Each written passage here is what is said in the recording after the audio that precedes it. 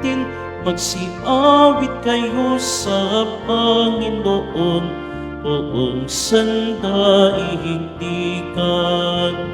Hawitan ang Panginoon at purihin ang kaniyang ngalan, ipahayag ang kaniyang pagliligtas sa lahat ng panahon. Magsiawit kayo sa Panginoon ng isang bagong awitin, magsiawit kayo sa Panginoon, buong sandaigdigan.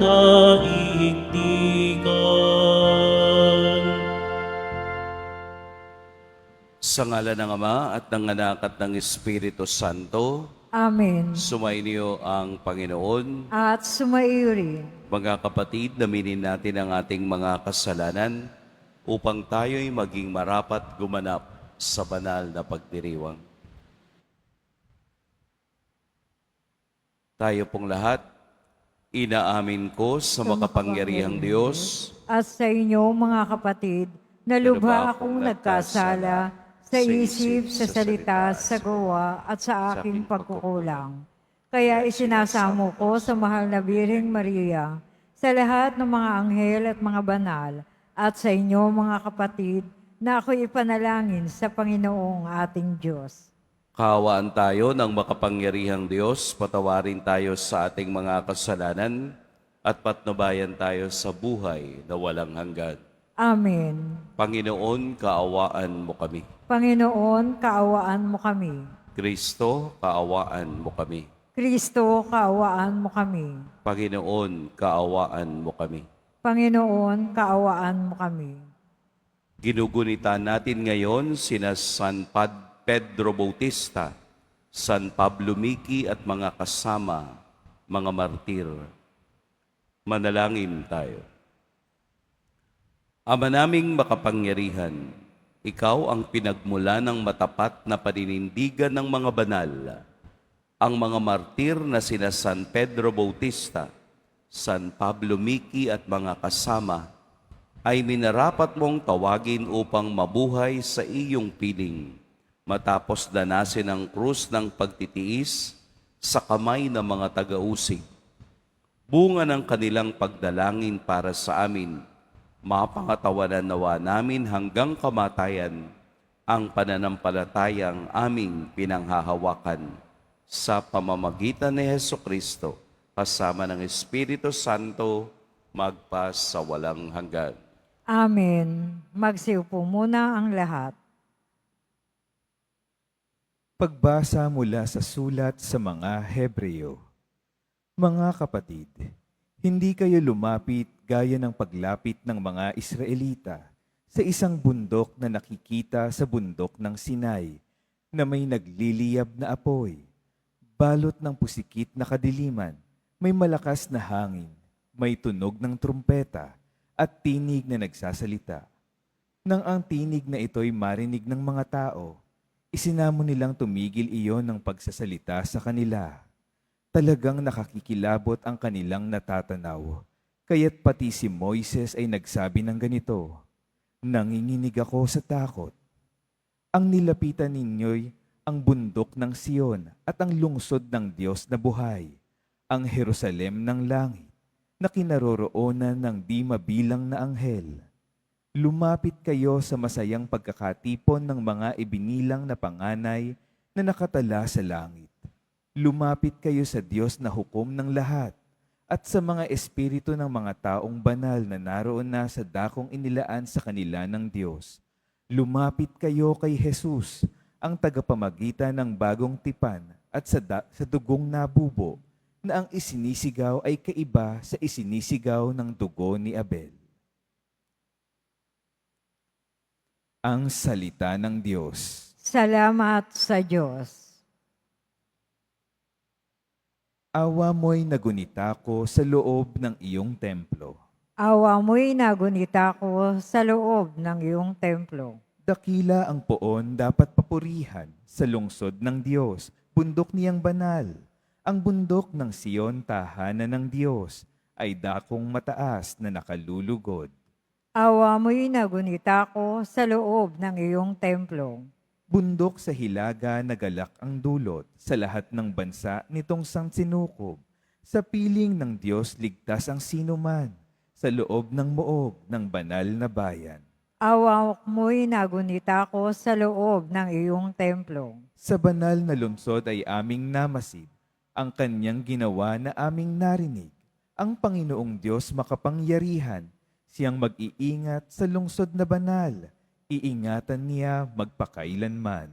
Awa mo'y nagunita ko sa loob ng iyong templo. Sa loob ng iyong templo, O Diyos, aming nagunita pag-ibig mong lubos. Ika'y pinupuri ng lahat saan man. Sa buong daigdig ang dakilay ikaw, at kung mamahala ay makatarungan. Awa mo'y nagunita ko sa loob ng iyong templo. Magsitayo po ang lahat.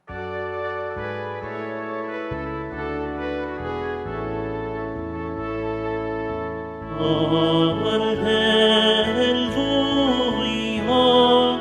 Alleluia,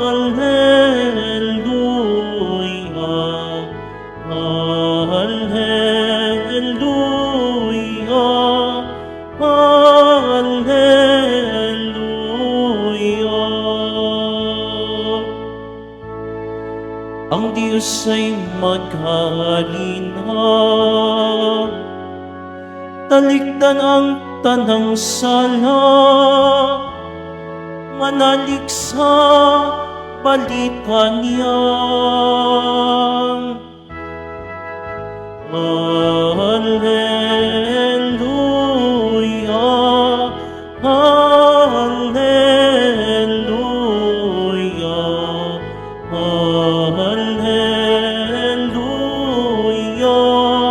Alleluia.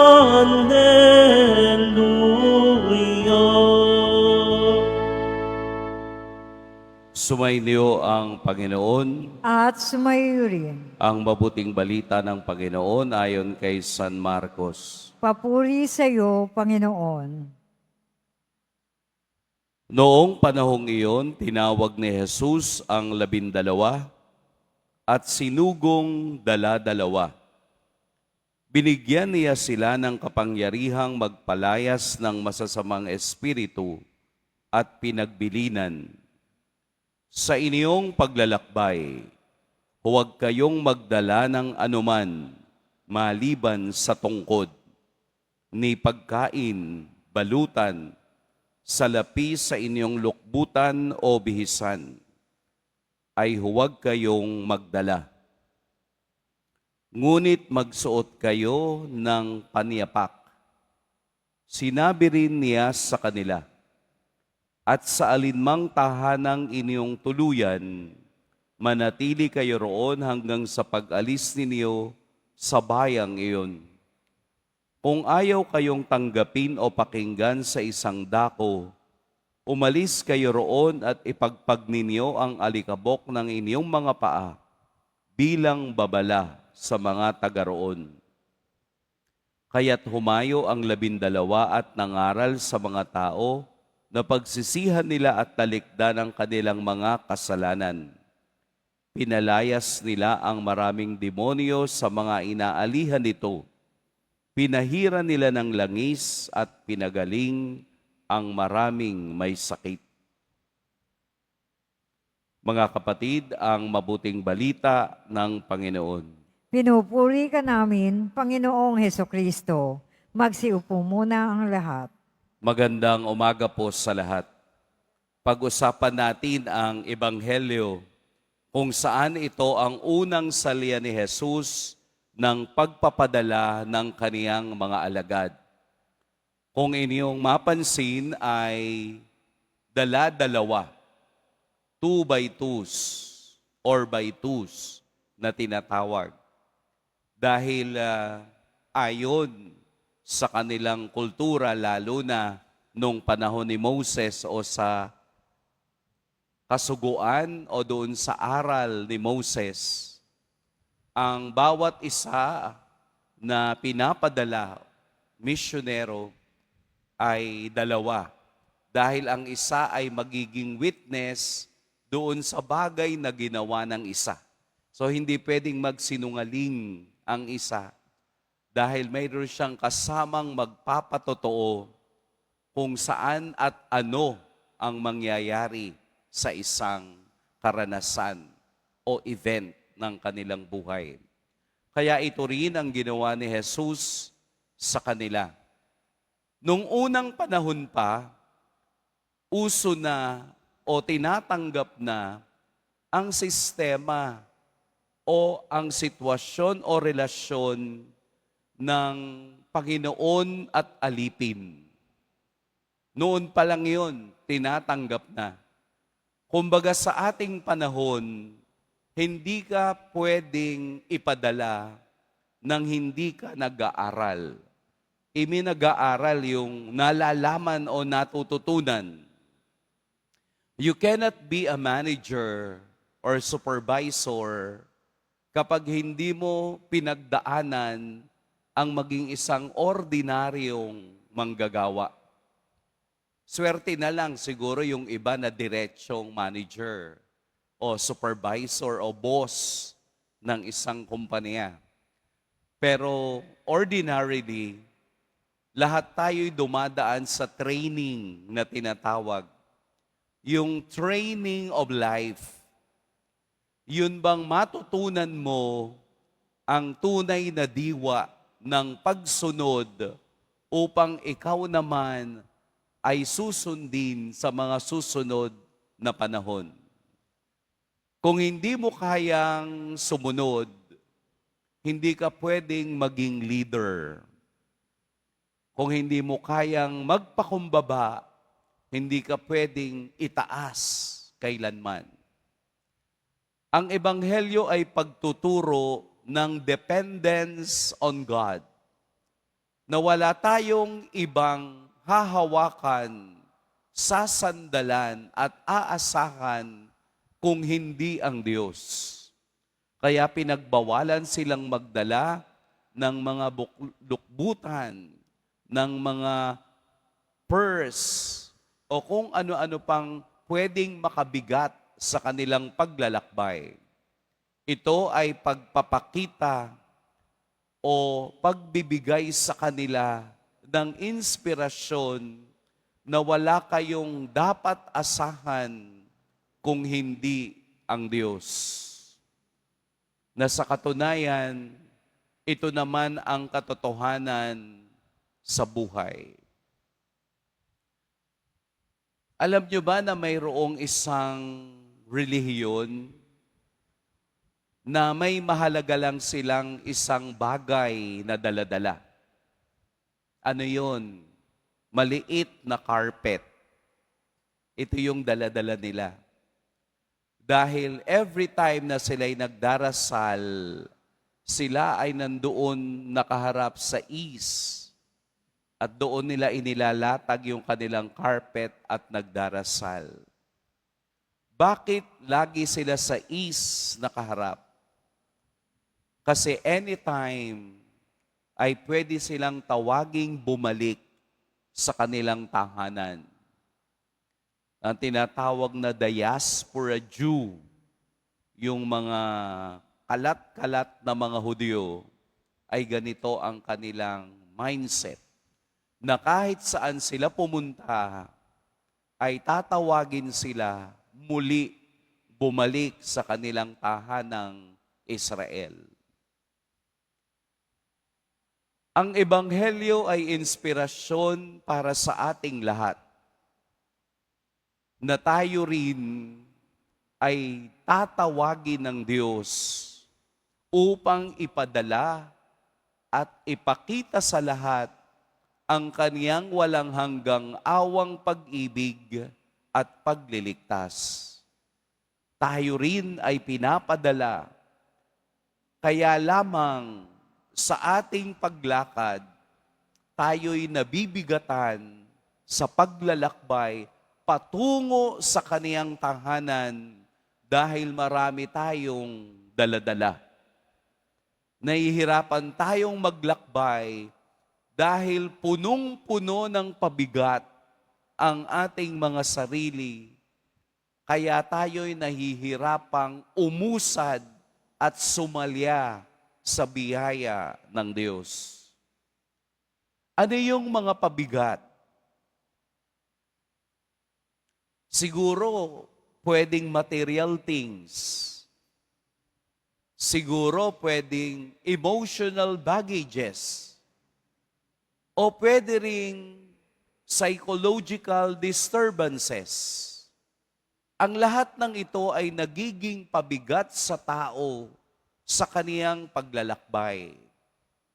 Ang lahat ng ito'y nakakapigil magpausad sa tao upang humawak at magtiwala sa biyaya ng Diyos. Ano yung mga emotional baggages?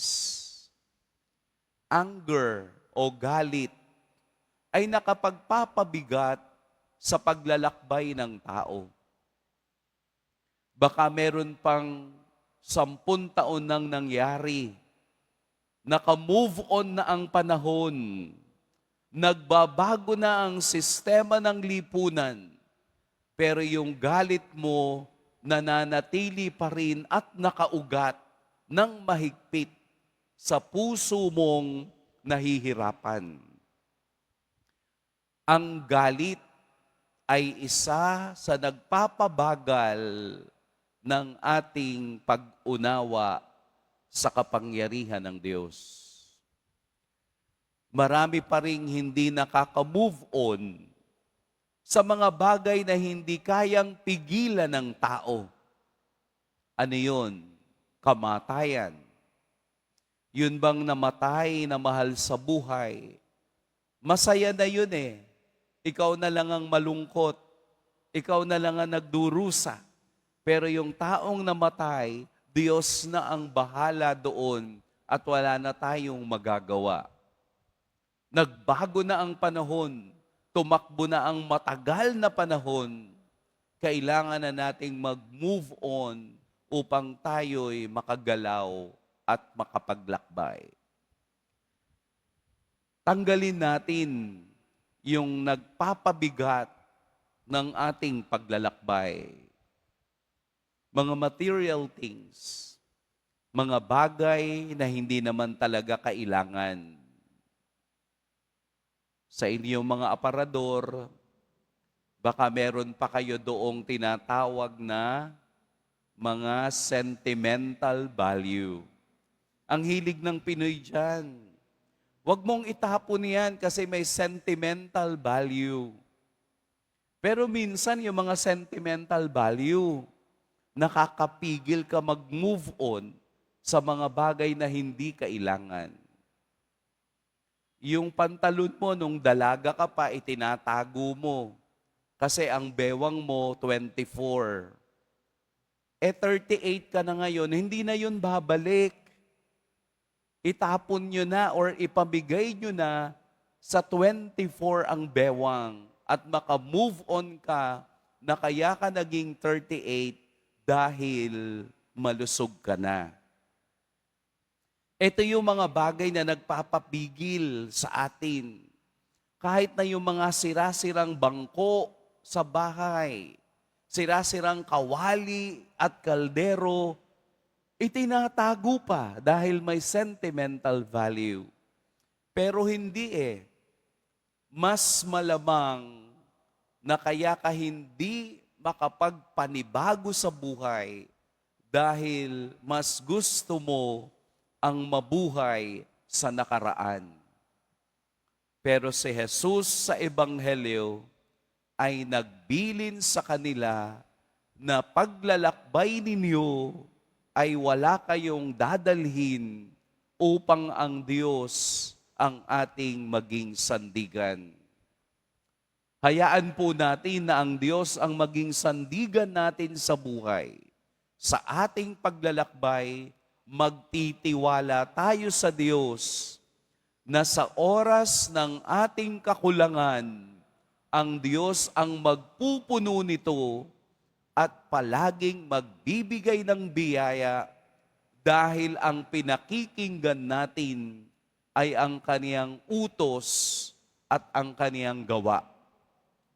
Hayaan nating ang Diyos ang magpalakas, ang magbigay ng enerhiyang patuloy tayong maglakbay dahil ito naman ang tunay nating misyon, ang mabuhay ayon sa diwa ng Diyos at makapaglakbay hanggang dulo patungo sa kaniyang kaharian. Muli tayong sinusugo ng Diyos ngayon. Muli tayong ginagawang alagad upang ipakita sa lahat na ang daladala natin ay walang iba kung hindi ang ating Poong Jesus Nazareno. Pagpalain tayo ng Poong May Kapal. Magsitayo na po ang lahat.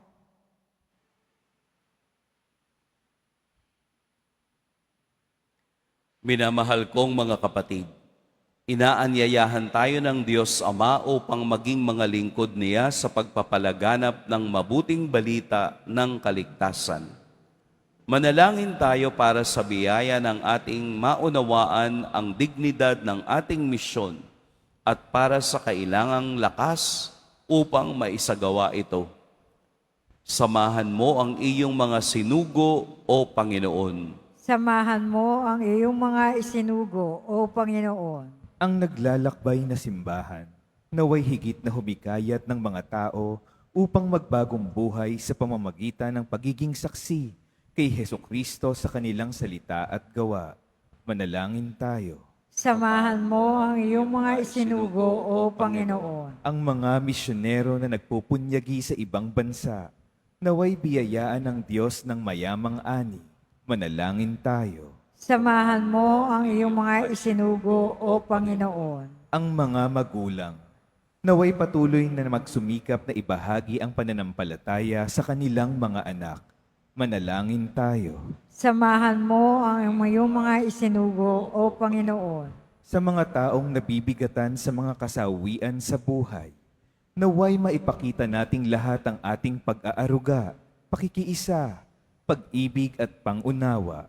Manalangin tayo. Samahan mo ang iyong mga isinugo, O Panginoon. Ang mga namatay, naway maging malaya sa mga alalahanin sa mundong ito at magkamit ng kasiyahan ng walang hanggang kapayapaan. Manalangin tayo. Samahan mo ang iyong mga isinugo, O Panginoon. Sa ilang sandali ng katahimikan, ating ipanalangin ang iba pang mga pangangailangan ng ating pamayanan. Gayon din ang mga intensyon na inialay sa ating misa sa araw na ito. At isama rin natin ang ating mga pansariling kahilingan.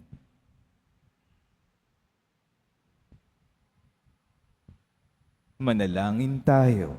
Samahan mo ang iyong mga isinugo, O Panginoon. Panginoong Diyos, nagtitiwala kami sa iyo.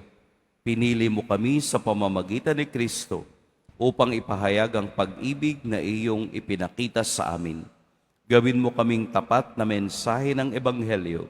Hinihiling namin ito sa pamamagitan ni Kristong aming Panginoon. Amen. Magsiupo muna ang lahat.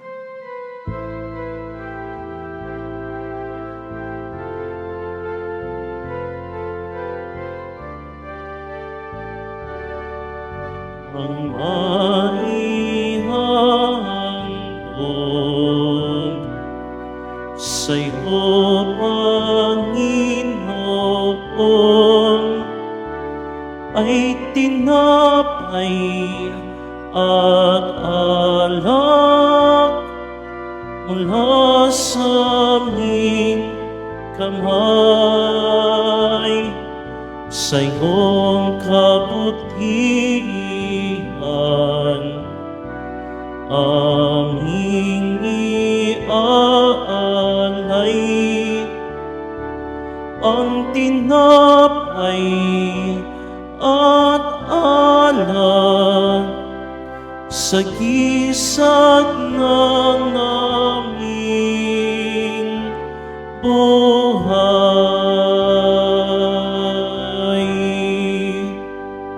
Magsitayo na po ang lahat. Madalangin kayo mga kapatid upang ang paghahain natin ay kalugdan ng Diyos amang makapangyarihan. Tanggapin nawa ng Panginoon itong pag-aahin sa iyong makamay, sa kapurihan niya at karangalan, sa ating kapakinabangan at sa buong sambayan niyang banal.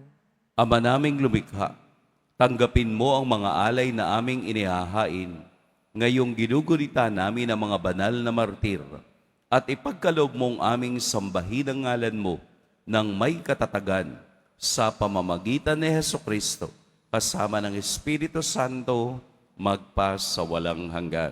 Amen. Sumainyo ang Panginoon. At sumayo rin. Itaas sa Diyos ang inyong puso at diwa. Itinaas na namin sa Panginoon. Pasalamatan natin ang Panginoong ating Diyos. Marapat na siya ay pasalamatan. Ama naming makapangyarihan, tunay ngang marapat na ikaw ay aming pasalamatan. Ngayong aming kagalakan na sina San Pedro Bautista, San Pablo Miki at mga kasama ay parangalan.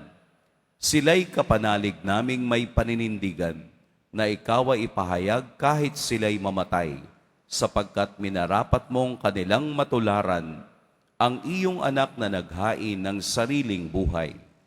Tulad ng naganap sa iyong anak, ang dugo ng mga martir ay dumanak, hindi dahil sa katatagang likas, kundi dahil sa iyong bigay na lakas. Kaya kaisa na mga anghel na nagsisiawit ng papuri sa iyo, nang walang humpay sa kalangitan, kami nagbubunyi sa iyong kadakilaan. Santo, Santo, Santo, Panginoon Diyos ng mga hukbo, napupuno ang langit at lupa ng kadakilaan mo, o sana sa kaitaasan. Pinagpala ang naparirito sa ngalan ng Panginoon, o sana sa kaitaasan. Magsiluhod po ang lahat. Ama naming banal, ikaw ang bukal ng tanang kabanalan. Kaya't sa pamamagitan ng iyong Espiritu, gawin mong banal ang kaloob na ito upang para sa amin maging katawan at dugo ng aming Panginoong Hesukristo. Bago niya pinagtiis ang kusang loob na maging handog, hinawakan niya ang tinapay, pinasalamatan kaniya, pinaghati-hati niya iyon, iniabot sa kaniyang mga alagad at sinabi, tanggapin ninyong lahat ito at kanin, ito ang aking katawan na ihahandog para sa inyo.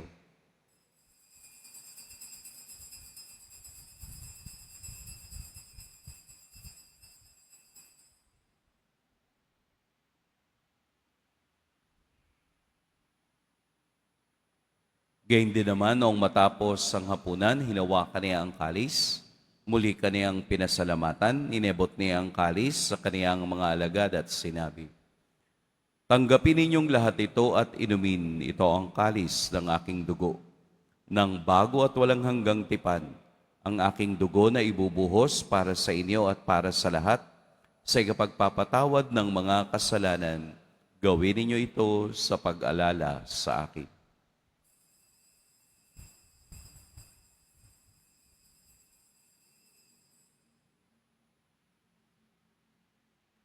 Magsitayo na po ang lahat. Ipagbunyi natin ang misteryo ng pananampalataya. Si Kristo'y namatay, si Kristo'y nabuhay, si Kristo'y babalik sa wakas ng panahon. Ama, ginagawa namin ngayon ang pag-alala sa pagkamatay at muling pagkabuhay ng iyong anak. Kaya't iniaalay namin sa iyo ang tinapay na nagbibigay buhay at ang kalis na nagkakaloob ng kaligtasan. Kami nagpapasalamat dahil kami iyong minarapat na tumayo sa harap mo para maglingkod sa iyo. Isinasamo namin kaming magsasalo-salo sa katawan at dugo ni Kristo ay mabuklod sa pagkakaisa sa pamamagitan ng Espiritu Santo. Ama, lingapin mo ang iyong simbahang laganap sa buong daigdig. Puspusin mo kami sa pag-ibig kay San Francisco na aming Papa at ni Jose na aming Obispo at ng Tanang Kaparian. Alalahanin mo rin ang mga kapatid naming nahimlay nang may pag-asang sila'y muling mabubuhay, gayon din ang lahat ng mga pumanaw. Kaawaan mo sila at patuloyin sa iyong kaliwanagan. Kaawaan mo at pagindapating kaming lahat na makasalo sa iyong buhay na walang wakas. Kaisa ng mahal na Birheng Maria na ina ng Diyos, ng kabiyak ng puso niyang si San Jose, kaisa ng mga apostol ni San Juan Bautista, at ng lahat ng mga banal na namuhay dito sa daigdig ng kalugod-lugod sa iyo, maipagdiwang nawa namin ang pagpupuri sa ikararangal mo sa pamamagitan ng iyong anak na aming Panginoong Hesukristo. Sa pamamagitan ni Kristo, kasama niya at sa Kanya, ang lahat ng parangal at papuri sa iyo, Diyos, Amang makapangyarihan, kasama ng Espiritu Santo, magpa sa walang hanggan. Amen. Sa tagubilin ng nakagagaling na utos at sa turo ni Jesus na Panginoon natin at Diyos, ipahayag natin ng lakas loob. Ama namin, Sumasalangit ka, sambahin ang ngalan mo, mapasa amin ang kaharian mo. Sundin ang loob mo dito sa lupa para nang sa langit. Bigyan mo kami ngayon ng aming kakanin sa araw-araw, at patawarin mo kami sa aming mga sala, para ng pagpapatawad namin sa nagkakasala sa amin. At huwag mo kaming ipahintulot sa tukso at iadya mo kami sa lahat ng masama. hinihiling namin kami iadya sa lahat ng masama. Pagkalooban ng kapayapaan araw-araw, iligtas sa kasalanan at ilayo sa lahat ng kapahamakan. Samantalang aming pinananabikan ang dakilang araw ng pagpapahayag ng tagapagligtas naming si Hesukristo. Sapagkat iyo ang kaharian, ang kapangyarihan, at ang kapurihan magpakailanman. Amen. Panginoong Hesukristo, sinabi mo sa iyong mga apostol, kapayapaan ang iniiwan ko sa inyo, ang aking kapayapaan ang ibinibigay ko sa inyo. Tunghayan mo ang aming pananampalataya at huwag ang aming pagkakasala.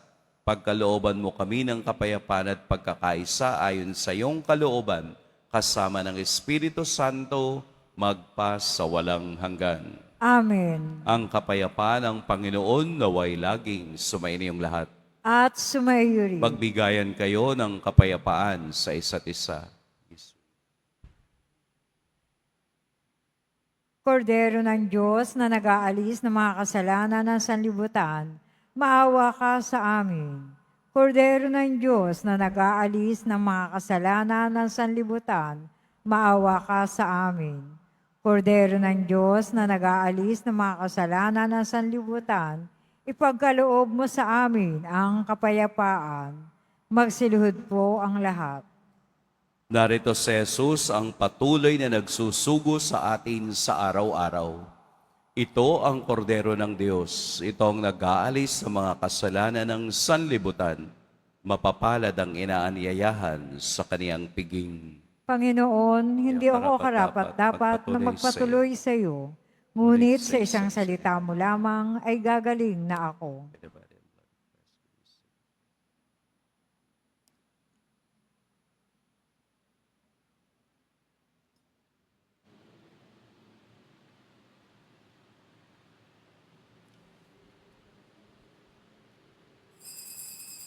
Para sa lahat ng tatanggap ng banal na communion, sasagot po tayo ng amen pagkasabi ng pari o ng lay minister ng katawan ni Kristo at isubo agad sa bibig bago umalis sa harapan ng pari o lay minister. Sumunod po tayo.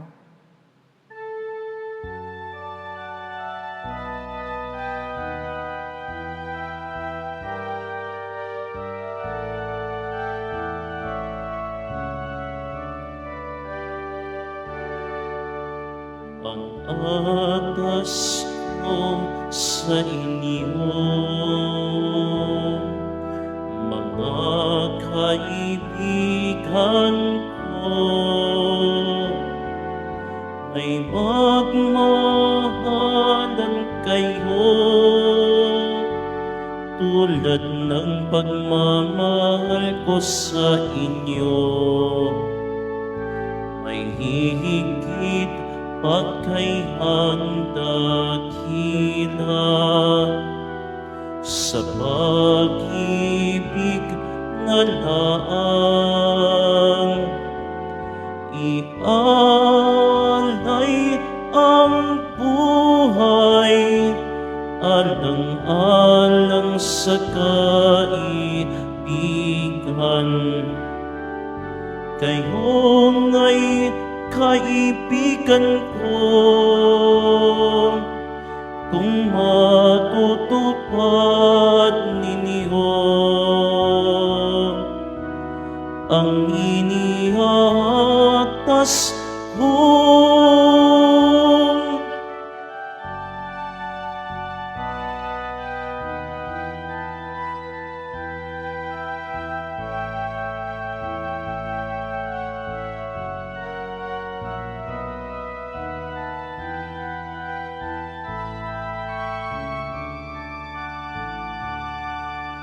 Kayo'y di naalipin, kundi kaibigan ko. Lahat nagmula sa amay, na lahat ko na sa inyo. May hinirang ko, di ako ang hinirang niyo. Hanap kong humayo kayo at magbunga ng ipayo. Ito nga ang siyang utos ko, napilin ko sa inyo. Magmahalan kayo, magmahalan kayo. Announcement. Ang lahat po ay inaanyayahan, lalo na nga may sakit o may karamdaman sa ating healing mass and service ngayon, February 6, 2025, Huwebes, sa ganap na ika-6 ng gabi. Mga kadiboto, mabibili pa rin po sa ating Paris Finance Office ang Nazareno Images, Nazareno Medallion, at ang Nazareno Novena and Prayer Booklet in English or Tagalog. Pagkatapos ng misa, wiwisikan po ang lahat ng banal na tubig. Pinakikiusapan ang lahat na manatili lamang muna sa inyong mga lugar. Tanging sa Quezon Boulevard o sa Plaza San Juan lamang ang labasan ng lahat. Sumunod po tayo. Maraming salamat po sa inyong pagdalaw at pagsisimba sa Basilica Minor at Pambansang Dambana ni Jesus Nazareno. Magsitayo na po ang lahat.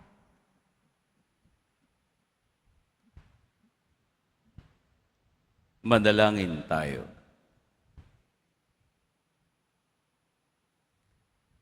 Ama naming mapagmahal, pinagningning mo ang misteryo ng krus sa mga martir mong banal. Ipagkaloob mong kaming pinatatag ng banal na pakikinabang ay makapanatiling matapat kay Kristo sa pagmamalasakit sa tanan, sa pamamagitan niya kasama ng Espiritu Santo magpa sa walang hanggan. Amen. Suwain niyo ang Panginoon. At sumayo rin. Yumuko kayo para sa pagbabasbas. Mahal na poong Jesus Nazareno, inihayag mo sa pamamagitan ng krus ang walang maliw na pag-ibig ng Diyos sa sangkatauhan. Pakinggan mo ang kahilingan, lalo na para sa mga nangangailangan ng iyong tulong at awa. Makamtan nawa namin ang iyong kasagutan na may utang na loob na tinatanaw. Basbasan din po ninyo itong mga imahen at dasalan upang lalo kaming manalangin at magtiwala.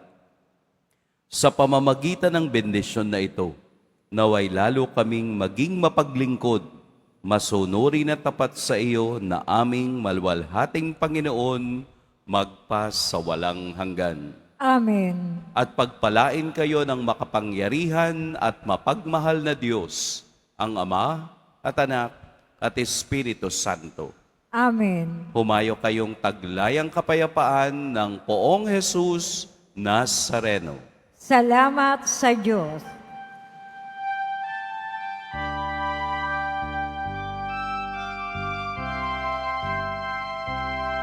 Nuestro Padre Jesus Nazareno, sinasamba ka namin. Pinipinto ka namin, aral mo ang aming buhay at kaligtasan. Nuestro Padre Jesus Nazareno, iligtas mo kami sa kasalanan. Ang krus mong kinamatayan ay sagisag ng aming kaligtasan. Nuestro Padre Jesus Nazareno, dinarangan ka namin. Nuestro Padre Jesus Nazareno, nilulwalhati ka namin. Nuestro Padre Jesus Nazareno, inarangan ka namin. Nuestro Padre Jesus Nazareno, nilulwalhati ka namin.